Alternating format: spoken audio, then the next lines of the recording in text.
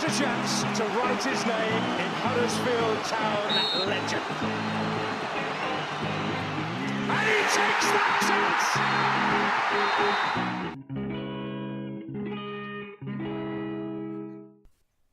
Okay, Kosi, so we are at the end of 2018.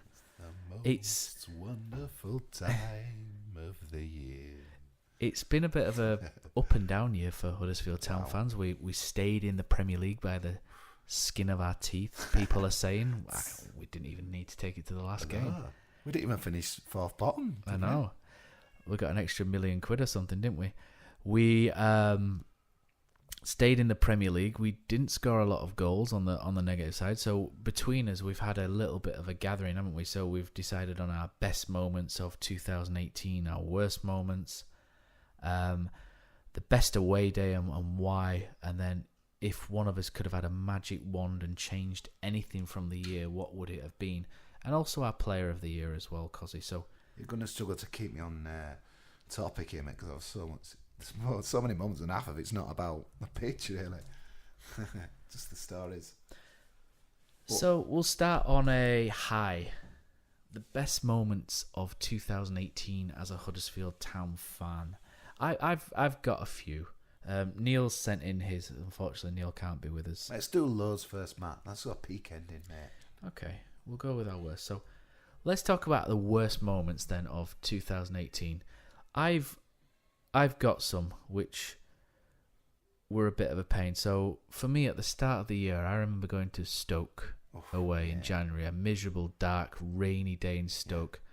We got stuck in the car park till 6:30 because they let all the home fans go first. And we barely got anywhere near their goal. Lost 2-0. 2 awful goals on the break. Shaqiri, I think, was quite instrumental. Ramadan Sobhi came off the bench, I think, that game as well. And for the first time as a Huddersfield Town fan, I walked out of that ground and I could hear people going, "We need to sack David Wagner." And that was one thing I never thought I would hear as a Huddersfield Town fan. Even the most knee-jerk Huddersfield fan saying, "I want to get rid of David Wagner." And that for me was one of the very worst moments when people had gone to that level and started suggesting that the guy who produced an absolute miracle in getting us from Championship nothing to the Premier League, to then forget that so quickly after a few months and and a bad result and start to ask for his head. I thought that was a shocker, really. Yeah, I think we had a few of them games and continue this year where people look at the league table and I think we were above them at the time and we should be beating these because we're above them in the table. It didn't work out that way. There's one reason I hated that more than most. Paul Lambert, hate the guy, absolutely hate Boring the guy. guy, And his cheerleader act, just so he could get in the back of the national papers, and he did. And I remember doing a shopping in Morrison's next day, and back of the mirror was Paul Lambert jumping about. You might as well have 2 sets of pom-poms, haven't you? Yeah, he's about 5'2", jumping about 8 foot high. Every goal, chest thumping. Honestly, it was sick as someone who was really disliked the man. Yeah, he was absolutely loving it. And the best thing was, I think, if I'm right in saying, before he got sacked, that was the only game that he won. I'm sure that was. That was the only game that he won before he went. But I also remember knowing something. I remember there was some fighting with the stewards and the town fans and as well. And, it was down at the front, wasn't it? Yeah, at the front. And I just felt, it was just a nasty day all round, really, and that as well. And, it was, a grim day, definitely. One of the worst. So Neil sent in some of his as well, and his worst performances, worst games of 2018. He and you both went to Stoke again. If that 2-0 wasn't enough, you both went down there for the cup game. I think the thing is on that one, though, we knew it'd be a patchwork team and stuff, and so I know it was a miserable night, what have you, but I want to, you can just brush it off really when it's a Carabao Cup, even though Burton fans will be like, if they've ever had any of these tuning, thinking, what are you on about? Carabao Cup, this is the best competition the world has ever seen. But yeah, and I'm looking at kind of as January fixtures. We had a standard defeat at Leicester in the league, apart from the God Mark Lillis give us that cup win. But yeah, New Year's Day, I remember being well hungover, King Power Stadium, listening to Kosi and that air on, battered. We never get anything Leicester in the league. I'm just used to it. It's yeah, not. Yeah, I remember losing 6-1 there. Murray Wallace at left back. That was. Can't get more grim than January, Matt. We lost 4. We played 4 and lost 4 in the league. Yeah, grim. But I want to bring the cup. You've not mentioned the cup because that gave us one of the most bizarre nights.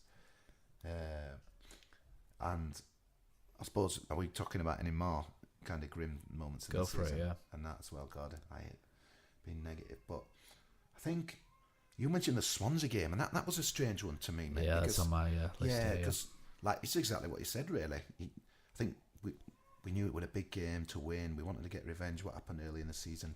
10-minute moments, and never, a bit like Saturday, it never looked like scoring, a bit like a lot of games, I suppose. It was 11 versus 10. I think there was something like 58, 59 crosses into the box to one man.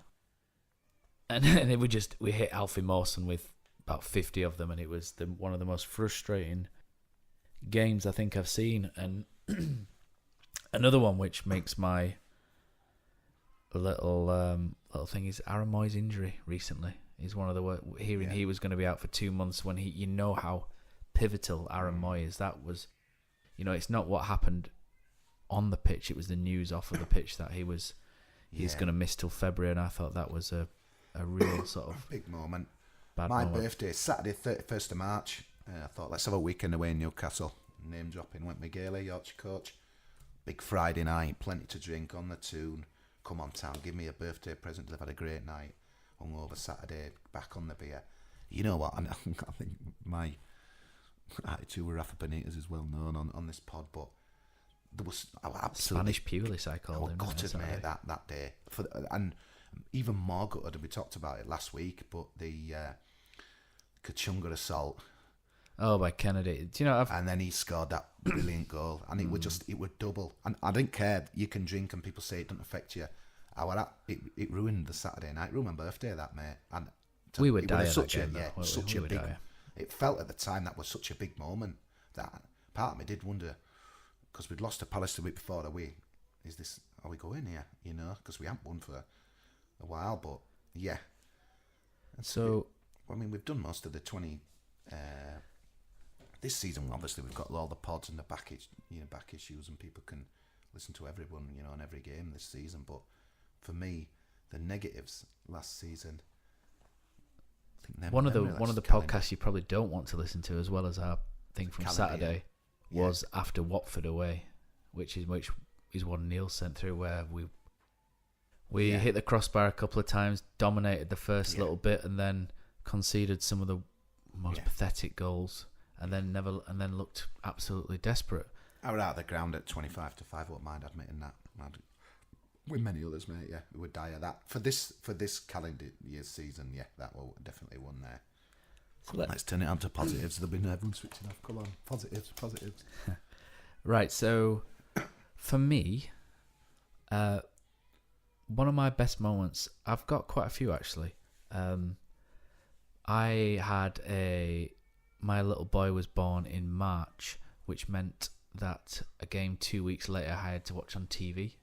Was Chelsea away, and watching the celebrations on TV was almost a worst moment for me, in the fact that I wasn't there. But what I remember is a game which was 0-0 and thinking, we're actually doing okay here, and then all of a sudden Aaron Moy pops that ball over the top. The Depoitre that we love, smashing the goalkeeper out of the way, which was brilliant, and then pop it in the net. I remember jumping up and screaming and waking up the little lad. I think he was about 3 weeks old at the time, and him screaming. There's me screaming at the TV, and the missus screaming at me for waking him up. It was a noisy house at that point. And I remember watching the rest of the game, and Neil's put one of his worst moments is the amount of time between Marcos Alonso's goal and the final whistle was probably his worst moment of the season. And for me, my hands were shaking for the last sort of 10-15 minutes during that, and it was just such relief at the end that we've managed to stick to it. As much as anything, it was to stick two fingers up at everybody who've been so dismissive of us over the first season in the Premier League. You said that this probably won't take more than 5 minutes. I could talk for 5 hours on because I think that's the thing. I remember when that first game we ever played against Palace in the Premier League, they'd said to me, when you get your good moments in the Premier, even when it's a point, you will celebrate it. Like it'll mean like effectively 5 championship wins because they're just amazing moments that you just don't get, and I totally agree with them. I kind of want to wind it back a little bit on that as well. So I remember, God, you're going to know about my life story, but I was at a wedding in Cambridge on the Saturday night before the Bournemouth game. The Bournemouth game had been moved. So if that had been on Saturday, I couldn't have gone. He kicked off at 12 o'clock, and I kind of took it easy. I made a massive effort to drive 4.5 hours to come to this Bournemouth game on a Sunday dinner time. People said I were absolutely mad. Why don't you watch it on BT Sport? That game was... That's on my top 3 It probably is our best home performance in the Premier League, I think. Maybe it could be debated, but we looked sensational. We were brilliant. The football was quality. Pritchard looked the man, and I just remember thinking all that hard work, like you do football fans. There'll be people listening to this who, you know, Skippy the guy and go to Bristol City with, he flies from Australia for games. So there's some amazing stories. Bob Farrell, another one, London, week in, week out, Tour de Sul games.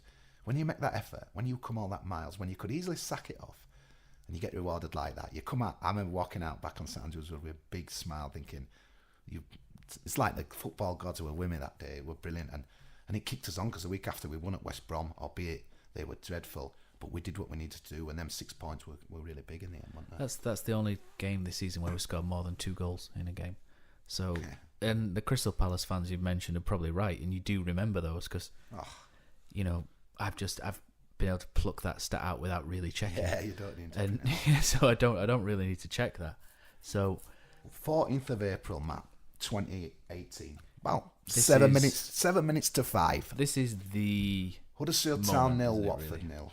This is the moment at home. Yeah. Tom Ince couldn't hit a barn door all season. Big money move. And really delivered. We're looking down the barrel. We haven't won. Let me just count up for 1, 2, 3, 4, 5. I don't know where we were in the table at the time. I mean, I'm not that religious, but I'm looking in the sky. What a moment, mate. I mean, I bet you can still describe the goal, can't you, and that as well. Come on, Matt, Congolo. I remember it just looking desperate. Again, it had come to putting aimless balls into the box and was just looking for something different. And finally, someone broke a line. And that man was Matthias Zanka, who stayed up. And I remember Congolo put the ball over the top, and Zanka just out-muscled, and then just a little flick with the outside of his right foot, nutmegging a defender. And Tom Ince has made a career really out of that late run into the box. And I know you'll remember Andy Payton used to do the same back in the 1990s, but it was a late run. I remember him coming in, pretty much an open goal. Great play from Zanka, and I remember the roof lifting off. Absolutely incredible, mate, wasn't it? I remember I still got that vision of that picture that the club took. Ince, not one for many smiles to be fair, but it was just an incredible moment. It really was there. It just made all the money we'd spent on him worthwhile just for that one moment, wasn't it? It was, and that as well. And then, kind of before the Chelsea game, Manchester City and Huddersfield Town. God, we were going to be. You're taking all my good moments here. Sorry, man. On a stag do, I couldn't go. So, obviously, when you go on a stag do, there's people from other teams and what have you. And it was the same Sunday when the Championship season was kind of ending. So. Sunny day. As usual in bars. Beers in Manchester. And everything and that. So, but the Championship had finished before us. All of a sudden, the attention's turned onto our game, and everyone's, well, how many Man City? Hang on a minute, it says 0 there. And I'm thinking, come on, lads. Yeah, it's only like 10 minutes, 20 minutes. I thought, hang on a minute, we're doing all right here. 30 minutes. And the one big moment on this was, I would honestly count 50, 60, 70. It was a bit like Arsenal the week before last. And then the most amazing moment that could have, it was an incredible moment anyway, but the most amazing moment that he could have gone down in history as it was, he was sold on to Derby County. Go on, you can describe it, Matt. No, it's your moment, go on. Wow.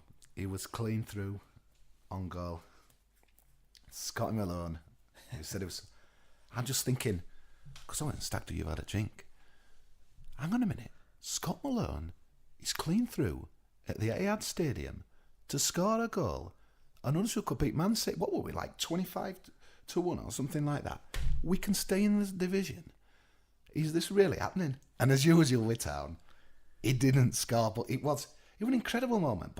And then the point we got, which it kind of obviously was a massive point in the end, but it was just like, obviously you expect the worst at the Etihad, and when they brought the kids out onto the pitch, I know Richie Keys, because it was that setup we were watching, and they don't look tuned in. I thought, yeah, right, Keezy, they're Hairy Man City, hands aren't they? himself, yeah. But at the end of the He's day, speaking of whoppers, he's yeah. right up there. Again, it's classic town. Just they bring out a surprise every now and again. But that were it. But go on, Matt, lead us into Chelsea, mate. It was just that Man City performance set the platform for Chelsea. Really, it was just that defensive, that obstinate performance where they would throw everything in front of the ball. And okay, maybe people say Man City were in party mode, but they wanted to get over 100 points and they wanted to win that game, and we stopped them, and we were excellent that day, really excellent. And it set.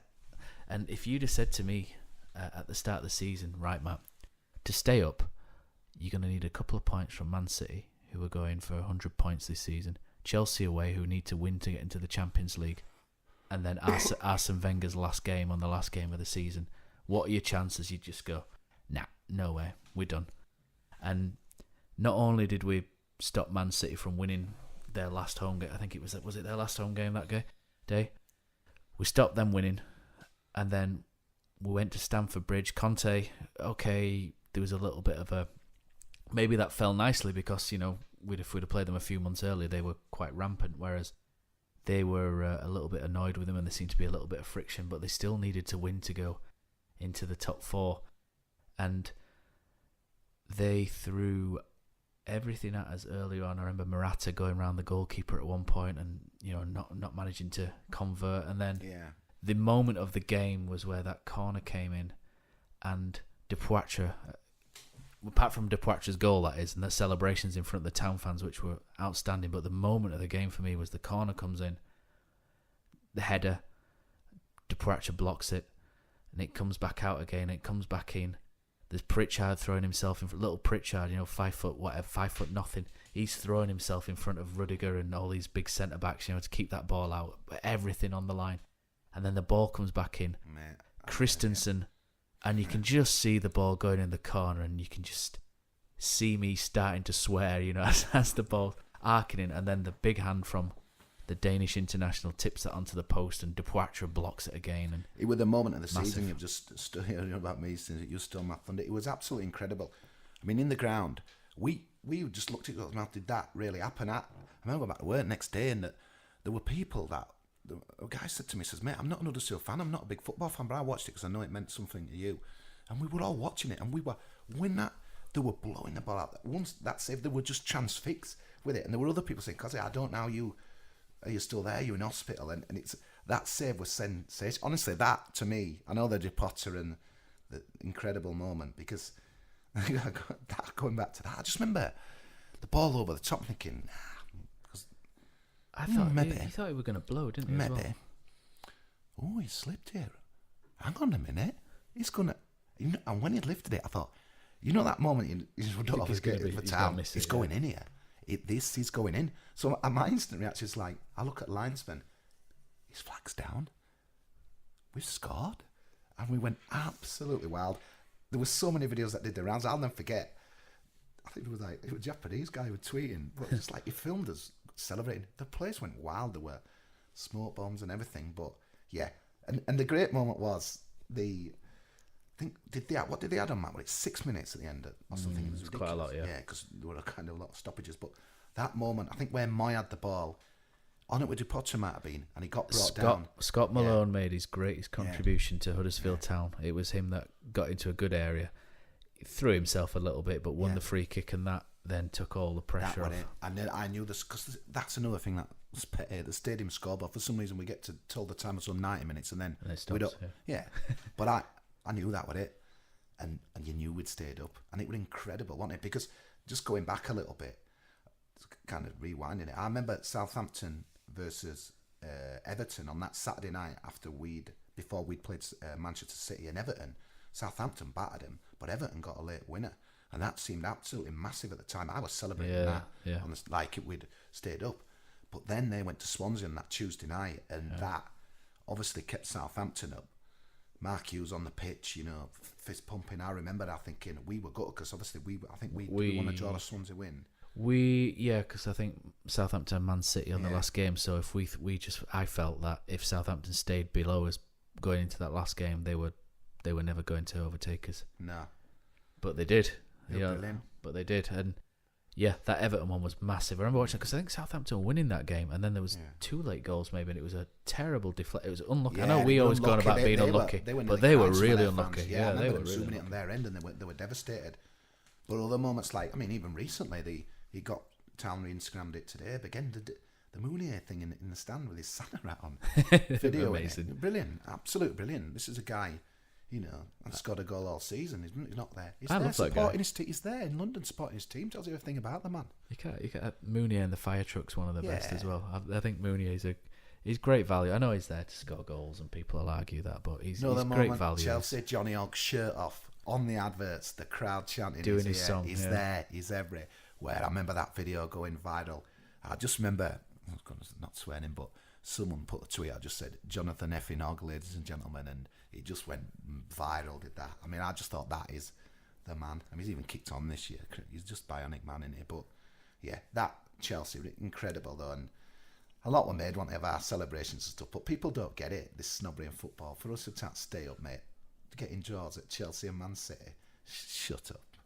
I think we're maybe forgiven that, weren't we? I think people understood, what the job that Wagner had done, and I think I think it's when you celebrate another moment for me, and again another away game I didn't go to, mostly for childcare again, and was Wolves away just a few weeks ago. Yeah, brilliant, fantastic, and again doing the wave there, and it riling so many people again, but a really great performance against somebody who were expected to hammer us. Like on smash and grab, we outplayed them.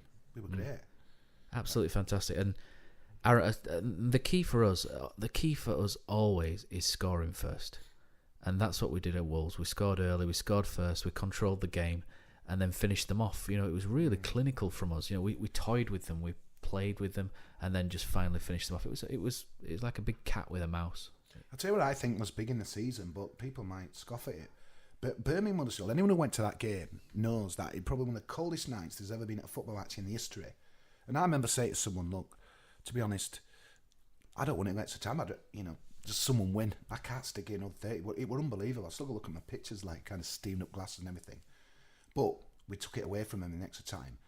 And it was just the fact that the first time we'd won for a long, long time, I don't think they even did the wave, I can't remember or not, but we'd won, there were smiles on faces, and we were coming into a massive week because that was on a Tuesday night. The Sunday was the Bournemouth game, which obviously we just talked about. I thought that was so big in the season, so kind of thinking of the Bristol game coming up and saying, well, don't bother about the cup and that as well. I think watch out, because when you're not winning games and can't be enjoying it. They always say winning's a habit. Yeah, let's try and get something down there. But I just remember that Birmingham thinking, you always think, probably just a cup, because Birmingham were poor, to be fair, but yeah, we scored 4 goals. Yeah. We won 3. We won, including that. We won 3 on the bounce, mate. So that was a really good moment. But we've not done bad. I mean, it has been hard, and so many of these pods we've come back on the back of defeats, and obviously Saturday was the same. But what's your best away day then? This season of 2018. I think you might have covered them there, Matt. To be honest with you, and that as well as I think Chelsea. Chelsea for obvious I have reasons. to pick Man City because I couldn't get to Chelsea. But I just thought Wolves for that. The one thing for Wolves for me was it was on Super Sunday. It was on 4 p.m. the prime time slot. Yeah, everybody going Wolves. Everyone's watching it. Yeah, Wolves, and we looked good. We didn't sit behind the ball. We were class. We were the better team. We looked a Premier League team there.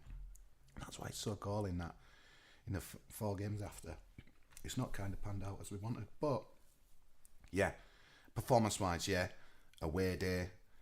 Chelsea in the calendar year and that as well, and I know it was technically in 2018, it was 2017 this time last year, but Mr. Zanka buying us all a drink for his efforts at Southampton. that was great, that was great. And this year we've had Mounier giving shirts away. That was funny. I said that to you. I says, "Where's the drinks this year?" Says, "Oh no, we're getting shirts if you were stood near them." But, if you stood, yeah. So honestly, you listen to that bit, you think it's been great, but that's what I mean. The hard yards, you've got to go through the pain to appreciate the great days. So let's hope that. And this is why fans of these elitist fans, they don't get it. You know what I mean? They don't have these highs that we do. And I'll argue that with anybody that if if you live in wherever and it's 500 miles away from the team that you reckon that you support, it's fair enough. You can support them. Go for it. Do what you want. but you will never feel the highs No. that we've done. You know, having gone to Yeah. Macclesfield and Yeah. seen us lose 4-0. I remember going to Scunthorpe and losing Yeah. 6-2 and Terry Barwick Yeah. winding everybody up. I remember all those. So when I see us against Chelsea, it's amazing. You know, Yeah. you can't bottle it. You can't bottle that feeling. It's fantastic. And Man United, like you said, you know, Boxing Day going there, it's incredible. it's great. It's sad, And- mate. It makes me sad when people, well, yeah, but we've been with novelists. You know, shut up, man.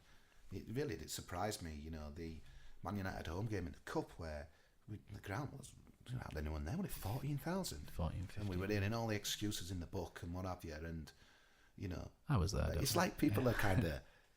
It's almost like blasé now at Man United. Oh, we played them, you know. Yeah, That's completed it, mate. honestly, mate. Let's hope it doesn't happen anytime soon. But if we are back to playing you Burn Albions and what have you and stuff, but some people might say bring that on. For me, it's always Huddersfield Town, no matter how we're doing, win, lose or draw. And Saturday, yeah. But it just shows this week, Matt, done it that you're still down about Saturday. I'm still good Wednesday about night Newcastle. now. Yeah. Yeah. I'm still. Just shows how much you love the club, like we all do. I don't love them at the minute.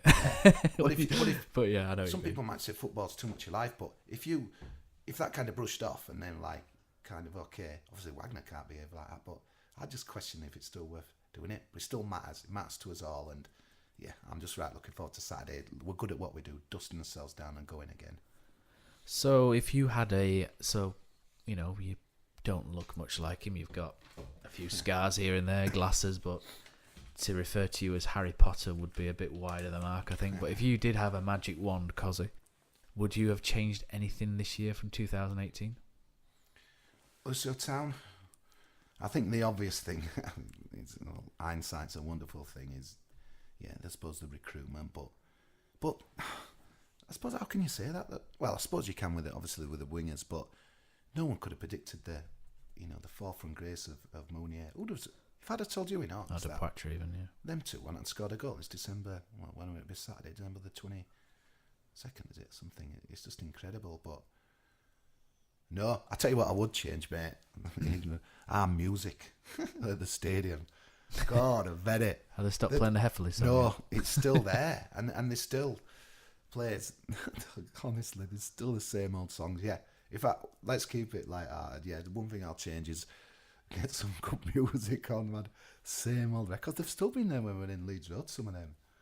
Yeah, let's get the big topics out of the way, mate. Sponsored by the Shambles in Huddersfield, wasn't it? The old music. W.H. Smith, was it? The Shambles in Huddersfield? Yeah, I remember that. The best thing about it, mate, is like I had a walk around the shop on Sunday, because it was obviously Sunday opening with Christmas and stuff, and just a bit of a moment, innit, when you walk past no one at the football ground and stuff, and you just kind of looked, I thought, it's just like, you just class that. That's just our own there, innit? You know, we have so many moments in there with Premier League. There's a lot to be. I walked back there the other day, like 12 hours before I'd gutted and stuff, but it still matters. It still makes me proud. I still love telling everyone about Huddersfield. I think everyone must know on the socials. They must be sick of seeing it, but I won't get bored of telling anyone, mate. And you know, the Leeds fans, they can't. The number of bites you get now is because they're so jealous, though. Even when they go at Premier League, half of them, how can they feel infinite? They don't go to the games, half of them. It's just like, yeah, it matters to us, mate, 'cause we're there. We're breathing. The club matter to us. They ain't bothered. But yeah, no, that's what I would change, the music, mate. So if Rambo listens to it, come on, mate. I don't know if it is Rambo, if it's still the guy that was at Leeds Road. I think he still does it, doesn't he? Is it Robert something? Yeah. Plays a tune, Robert, isn't it? But yeah, come on, Rob. Penalties was somewhere where I was a bit ago. Where were it at? It was at one of our away games, wasn't that? Were it at Bournemouth or somewhere? I can't remember now, but it might have been somewhere in Spain. We've not done those in the Premier League. Yeah, no. I think Dean commented on them, didn't he? Saying that, I don't know. I don't think it was his idea. Didn't want him to go, but yeah. No, I quite enjoyed Dizzy penalty. Yeah. Good laugh. Right, so we're rolling into 2019. The only thing I would probably change is, again, summer recruitment, but I would probably have put fewer players of higher quality than what we've got, but we'll see how that plays out from now till the end of the season. Yeah. Going into 2019, we should hopefully have more guests on board. We've got a couple lined up. We just need to set some dates with them, so keep an eye out for what we've got coming up. We should hopefully, once my mate Johnny sorts himself out, we should have a website up and running. We now have a Facebook account, so give it a follow or a like on there. We've got a new Instagram account as well, which you're currently manning, aren't you, Kosi? And again, follow us on SoundCloud, YouTube, and Twitter. It does make a difference, clicking the like button and following. I hate to beg for these things, but it's essentially does help us out if you do that. And also our sponsors, thanks to bidorbygolf.com, who've sponsored us throughout the course of their second half of this year. If you quite fancy a holiday in Spain, and I know you do, Kosi, and you want to take in some golf, have a look at bidorbygolf.com. There's some good deals on green fees and accommodation there. And with 2018 drawing to a close, the curtain is ready to be drawn, but not before the voice. Hastily trying to find a song. There's no preparation goes into this pod. Don't let anyone be fooled. I do, by the way. One day, man. No one else does. No one else does. Just me. Just me. In that as well, yeah. But we have, seeing as though it's Christmas, we could do with a little bit of Michael Bublé and maybe a nice Christmas jingle. Yeah.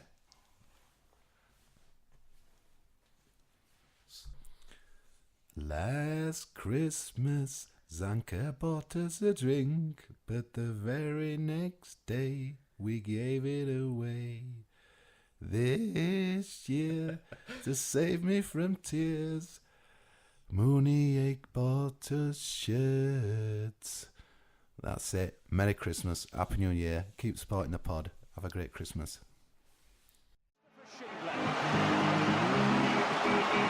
Has a chance to write his name in Huddersfield Town legend. And he takes that chance!